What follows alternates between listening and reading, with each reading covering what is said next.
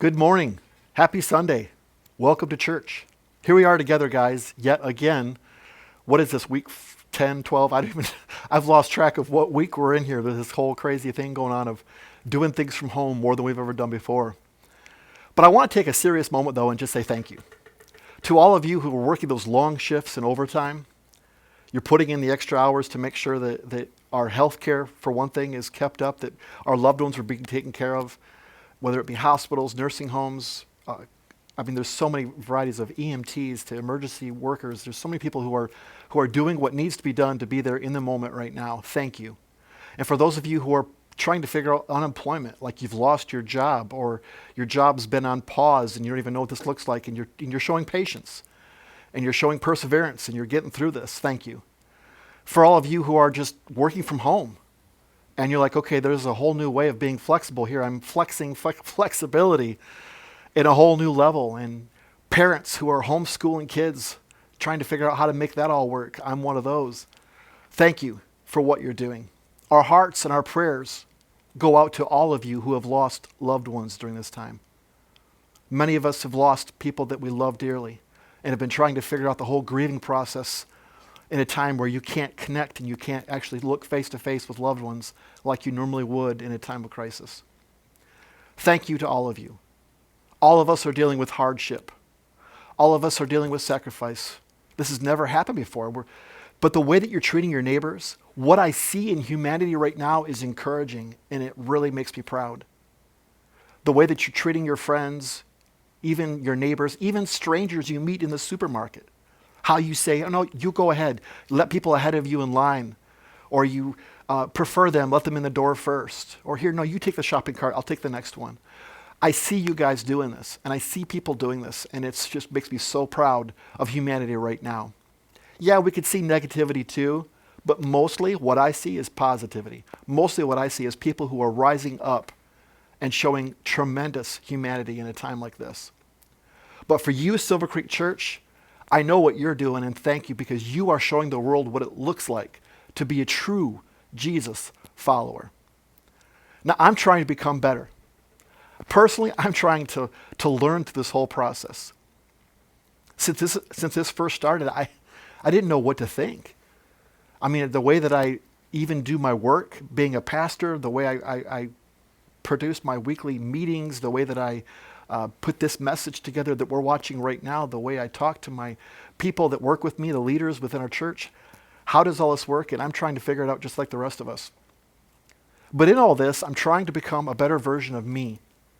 I've decided, a decision I made was, okay, Matt, what can I do to take this moment where things are so different, but I've got a lot more time, it seems, to think and a lot more time to focus?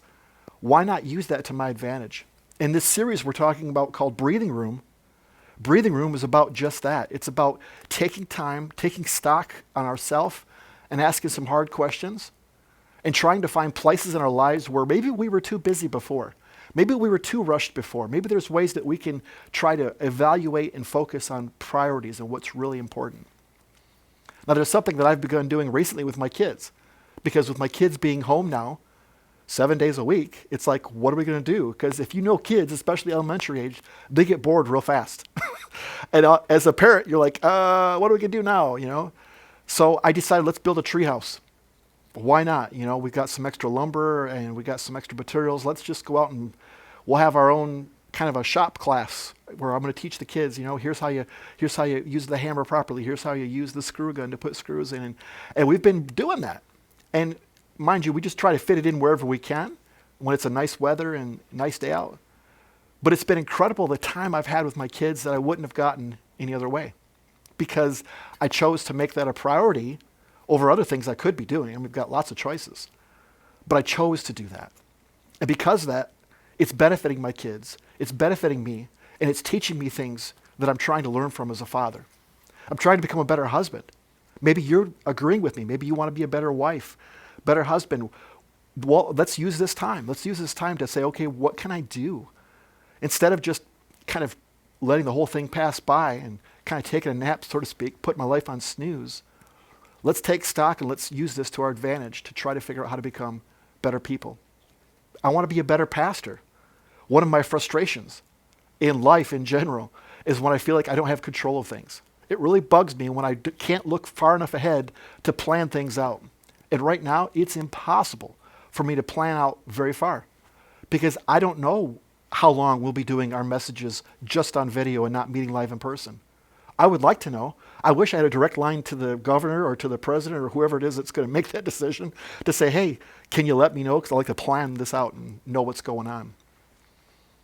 I'm sure you feel like I do. It's that awkward, yucky feeling of, I don't know.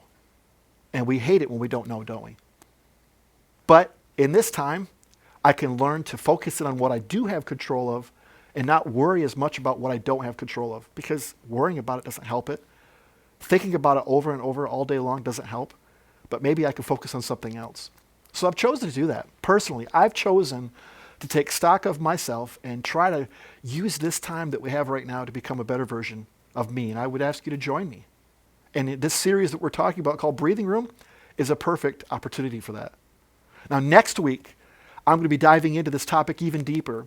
And we're going to be talking about how it is to try to work for two people. Have you ever worked in a company where you've had more than one boss? Like, in other words, you didn't know who it was that you really worked for. Like, there was more than one person who could tell you what to do. There was more than one person who could fire you. And sometimes it can get confusing and frustrating when you're getting directions from more than one person, especially on the same project. And as an employee, that can really bother you. And it can make the company not work so efficiently. It doesn't work really well. Well, Jesus addresses this in the Bible. And we're going to look next week at this amazing parable that Jesus tells, where he draws the audience into the moment when he talks about what this looks like and explains how to deal with that. So don't miss next week. We're going to talk about that more next week. Tune in at the same time. And then 2 weeks from now, believe it or not, it's Mother's Day. Yep, guys, start preparing now, right? It's Mother's Day in 2 weeks, May 10th.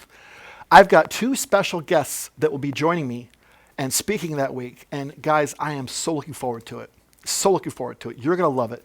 It's Rachel Nichols, my wife, and Melissa Woodard, our family minister here at the church. Together, we'll be talking about some topics on Mother's Day, but mainly what we're going to do on Mother's Day is we're going to celebrate the beauty and the fact that God gave women to us as a gift. And it was a gift to all of mankind when God created the woman.